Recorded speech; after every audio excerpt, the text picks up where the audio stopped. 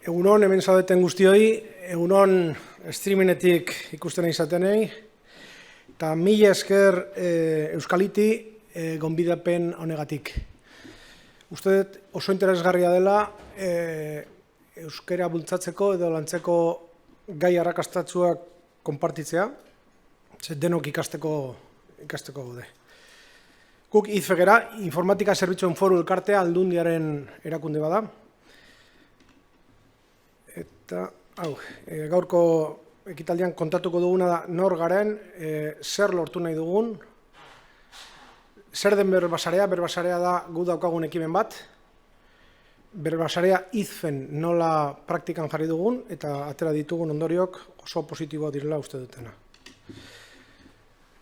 IZFE, Gipuzkoako eraldaketa digitalerako aliatu estrategikoa gara, gu Aldundiarenak gara, eta Gipuzkoa digitalizaziorako bai Aldundiak eta bai udalak gurekin kontatzen dute.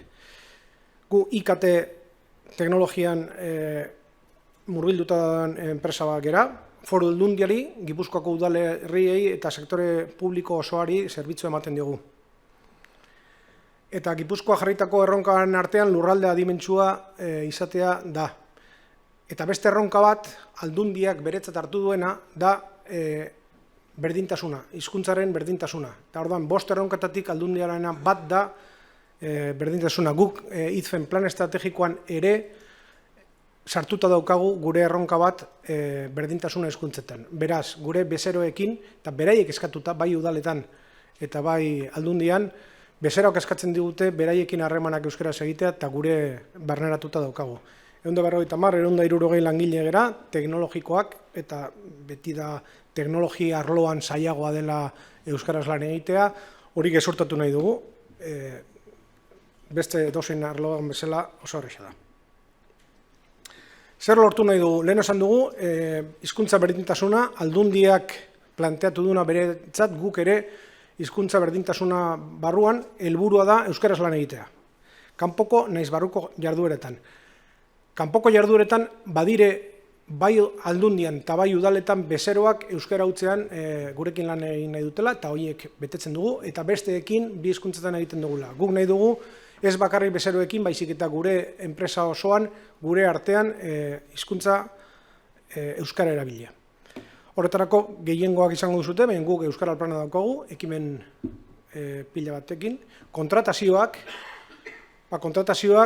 azken urte askotan, ja teknikari guztiei euskaraz lan egiteko gaitasuna eskatzen diogu, eta gure baliabideak, jartzen ditugun baliabide guztiak euskaraz lan egiteko gaitasuna daukate. Bilerak euskaraz egiten saiatzen ari gara, orain arte taldetan baditugu oraindikan zeinek ez daukan gaitasun nahikoa, baina zuzendaritza bileretan, administrazio kontseiluko bileratan, nun Aldundiko alderdi politiko guztiak parte hartzen duten bileratan, euskara hutzean egiten ditugu. Alderdi guztiak eskatzen diegu, beraien ordezkariak gure administrazio kontseiluan euskaldunak izatea, eta gure bizitza administratiboa osoa euskaraz egiten dugu. Baina benetako altxorra guretzat da talde sustatzailea. IZFE barruan daukagu eren bat, voluntarioki talde sustatzaileko partaideak direla. Langileak beraien denbora erabiltzen dute ekimen desberdinak egiteko euskara sustatzeko enpresa barruan. 61 lagun dira. Euskararen astea lantzen du talde batek, orduan abenduak 3 inguruan lankide horiek ekimen desberdinak egiten dute, abenduak 3 Xabierren egunan ospakizunak egiten ditugu. Ostiralero, hor daukagu boletin bat, astero, boletin horretan, euskara teknikoaren inguruan, erabilera okerraren inguruan, edo beste albiste batzuen inguruan beti euskararekin lotura dakatenak, ostiralero bialtzen dutenak. Neri izugarri gustatzen zait, nire kuadrillako lagunekin eta familiarrekin bialtzen diet ostiralero nire kopia. Mintzalaguna ezagutzen duzute, ekimen hori leku askotan dago, IZFE barruan ere, kafe hartzeko orduan edo baskaltzeko orduan, badire taldetxoak juntatzen direla, mintzalaguna egitea. Trivial bat egiten dugu, egunean behin antzeko zerbait, egunean behin atera aurretikan hasi ginen guk. Triviala bat egiten da, galdera batzukin, eta Euskararen egunean, lau bost honenekin finala egiten da, plaza handi batean, eta oso polita izaten da. Orduan, talde sustatzailea, enpresaren batek voluntarioki ekimen desberdinak egiten dituzte. Eta beste ekimen bat da, Berbasarea gaur hitz egingo dugun ekimena, hori bukaeran esango dut, baina implantazioa oso erraixa da, emaitza osonak ematen ditu, eta nik planteatzen dut edozein lekuan jarri daitekela. Guretzat erraztasuna izan dugu, Aitziber Salaberri hemen dakagu, Elhuyarrekoa, gurekin lan egiten du, eta hori martxan jartzea oso erraixa izan da, ez dugu zailtasunik izan, eta emaitzak ikusiko duzuten bezala oso onak izan dira. Bueno, zer da Berbasarea? Berbasarea ekimen bada, helburua da lantalde naturalak, guk taldeka, arlo bakoitzan taldeka 6-8 laguneko taldeak daude, bezeroen arabera, aplikazioen arabera, eta ordan hizkuntza ohiturak aldatzea, talde barruan, ezer berezirik egin gabe, klase berezirik. Borondatezkoa da, talde bakoitza, gu talde batzuei eskaintzen diogu, zuzendaritzatik, euskara taldeatik esaten zaie, zuen taldea egingo zenuteke Berbasare talde bat, eta horren arte denak baiezko esan dute, eta badire batzuk guk proposatu gabe esan dutela, guk ere nahi dugu gure taldean Berbasarea bat montatu. Ezagutza minimo bat eskatzen da, hitzen gehiengo nabarmena euskalduna da, baina oraindik badugu bukatu ez duten gutxi batzuk euskaraz harremana izateko gaitasuna ez daukatenik, oso gutxi dire, baina talde horietan zailagoa da Berbasarea bat montatzea. Modu naturalean esan nahi dut, ez dugula ez klaseak edo ordutegi bereziak edo gauza bereziak, normaltasunez lan egiten den moduan, Berbasarean taldean, igual, ez da ezer kanbiatzen. Eta talde ikuspegia, ez da pertsona bakoitzaren gaitasunak hobetzeko edo hobekuntzak hori ere gertatzen dela, baizik eta taldearen joera pixkat aldatzeko edo datu batzuk da 2016an martxan jarri zen proiektua, helburu nagusia dela arlo jakin batzutan, talde bakoitzean, euskaraz gehiago egiteko dinamika sortzeko. Eta Berbasareak aukerak emate gaitu hizkuntza ohitura horiek kanbiatzeko. Urtez urte lantalde desberdinei eskaini zaiet egin dute, gaur aurtengo kontatu gabe 10 talde zeuden, 76 pertsona parte hartu zuten, aurten beste 3 lantalde ari gera esaten dut, zuzendaritza talde bat bezala hartu dugu, eta naiz eta gure bilerak euskaraz egin, nahi dugu pixkat hobetu harremana, eta guk talde bezala zuzendaritzak ere parte hartzen ari gara, eta beste 34 lankide izango dugu aurtengo ekitaldia bukatzen. Orduan, nola dago montatu, zeratik, Eusleren programa bat da, baina Aitziberrekin buelta bat eman dugu, aldaketaren bat dago, baina guria nolakoa da. Lehenengo astean, erabakitzen dire, zeintzuk izango dire Berbasarean taldeak, mintzagrama bat osatzen dugu, gero esplikatuko dut ondo zer den mintzagrama, baina mintzagrama gutxi gora bera da, talde barruan, gure harremanetan bakoitzak beste kideekin ze ohiturak dituen. Nik galdarrekin gehienetan erderaz egiten dut, edo beti erderaz egiten dut, edo gehienetan euskeraz, edo beti euskeraz. 4 gauza horiek erabakita, kolorezko pastel bat egiten dugu, eta ikusten dugu gaur egungo egoera. Eta izendatzen ditugu saregile pare bat. Saregile pare bat dire gogoratzen digutenak, Berbasarean gaude, txabales, bale. Astero, jarraipen txiki bat dago, nola dijoa gauza, nahi duzute jarraitu, zer moduz daude saregileak. Eta 8. astean egiten dugu bigarren, nola da? mintzagrama. Bigarren mintzagrama egiten dugu, 8 aste pasa ditugu ekimen horrekin, saregileak ja bukatzen dute bere lana, eta bukatutzat ez da ematen, zeratik hortik ja taldea lan arruntan dagoenean, 6 aste berandugu egiten dugu 3. mintzagrama eta egitasmoa usten da. Zeratik normalean, eta ikusi dugu, 8 asteak pasatzen direnean oso potente gaudela, eta gero ja normaltasunean berriro ohiturak ez dira hain fuerteak. Baina adibide bezala hartu dut izan ditugun, aurrek urtean izan ditugun bi mintzagrama paketeak. Orduan, talde batetan, 170 harreman osotasunean gaztelania zen, eta 30 gaztelaniaz, euskeraz, baina gehiagotan. Egiten zen batzutan euskeraz, baina gehiagotan gaztelaniaz. 8 aste horiek pasatu ziranean, ikusi genituen aldaketa ondileak. Euskera utzean beti ezegoen, baina 75%an hitz egiten zen gehiago euskeraz gaztelaniaz baino.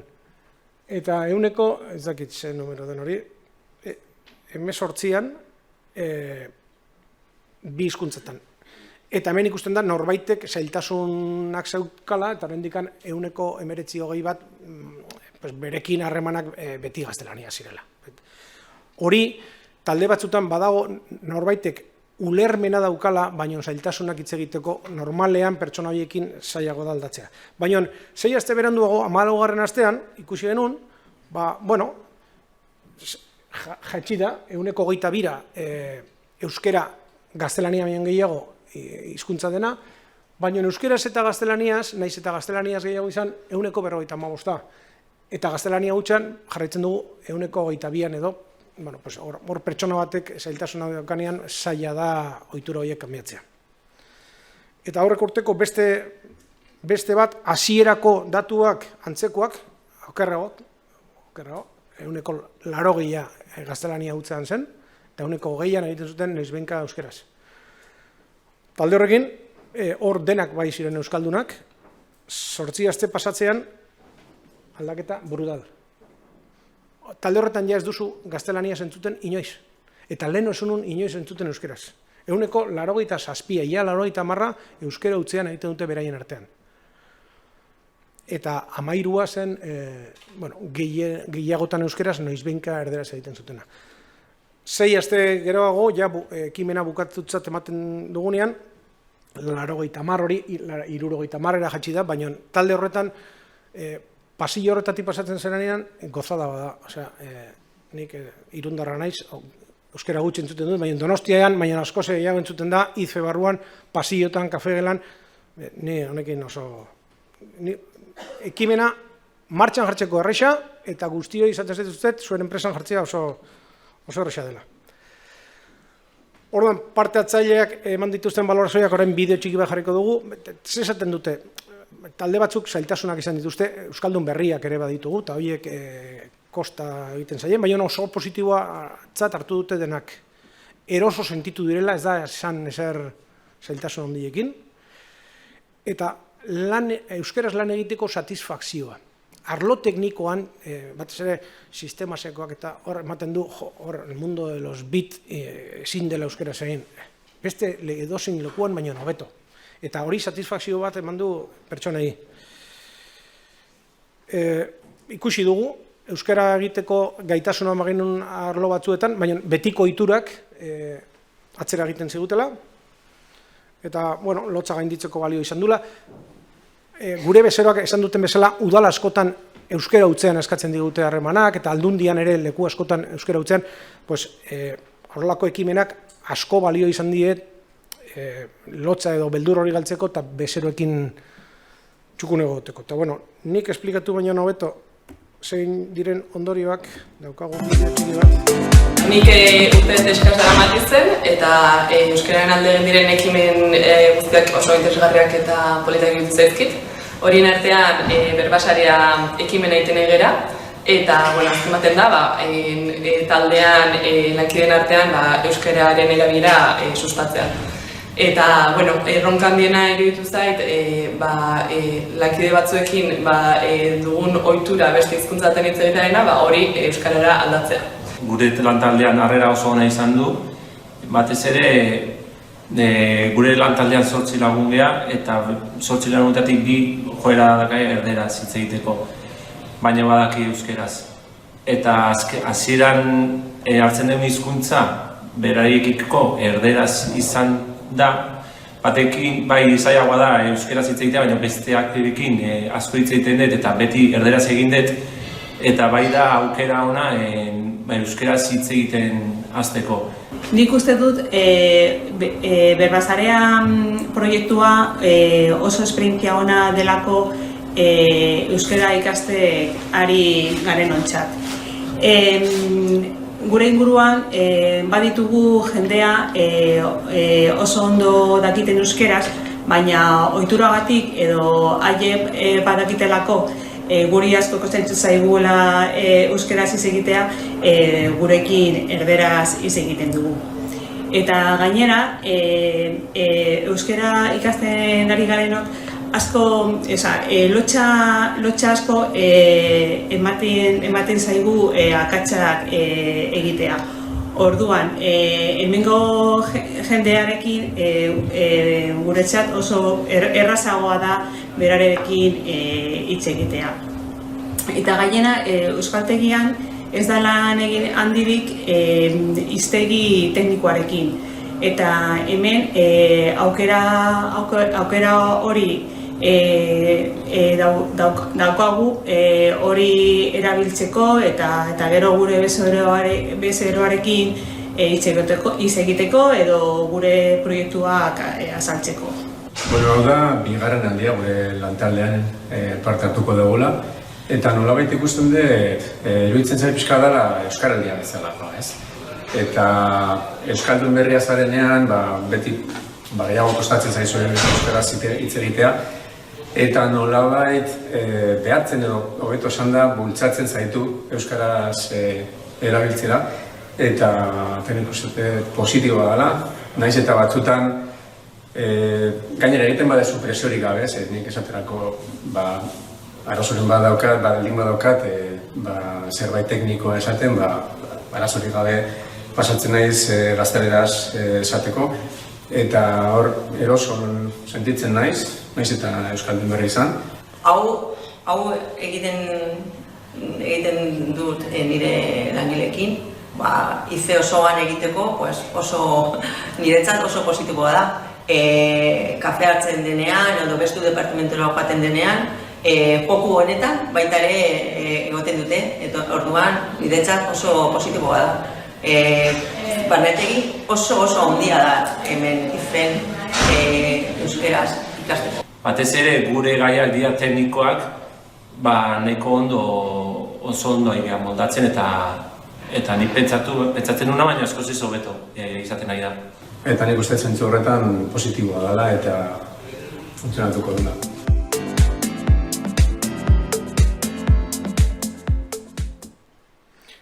Bueno, eta aprobetxatu nahi nuen balorean jartzeko gure bezeroak, bai aldundiak eta bai udalak, ze Galderrek leheno esplikatu duen erronka bat aurrera ateratzeko zailtasunak edo guretzat oso erraza dire. Guk euskaraz lan egiteko edo hizkuntza berdintasuna errotuta daukagu. Aldundiak bere erronkaren artean hori dauka, eta hitzek bere erronkaren artean hori dauka. Eta langileak bere ganatuta daukate. Gero esaten zenun integratuta. Gure kudeaketa sistema osoa integratuta dago euskaraz. Koherentea. Gure erabakiak idatzi dut. Gure erabakiak bideratuta ditugu, zuzendaritzan dauden euskaraz egiteko. Eraginkorra, aurrera goaz, neurtzen dugu, nahiz eta baina hizkuntza hobegoa zela argi daukagu. Jasangarria eta iraunkorra, modu naturalean egiten dugu eta ez dugu inongo esfortzu berezirik egin behar, beraz iraunkorra eta jasangarria bai da. Eta gero esan duzu, gero hortaz aparte esan duzu bezeroen asuntoa, bezeroak ere, bai Gipuzko Aldundia eta bai udalak hori eskatzen digute, beraz, guzti hau guretzat modu naturalean eta oso erresa atatzen zaigu. Baina berriro esango zaituztete, Berbasarea ekimen polita eta denak parte hartzeko aukera izango zute. Mila esker.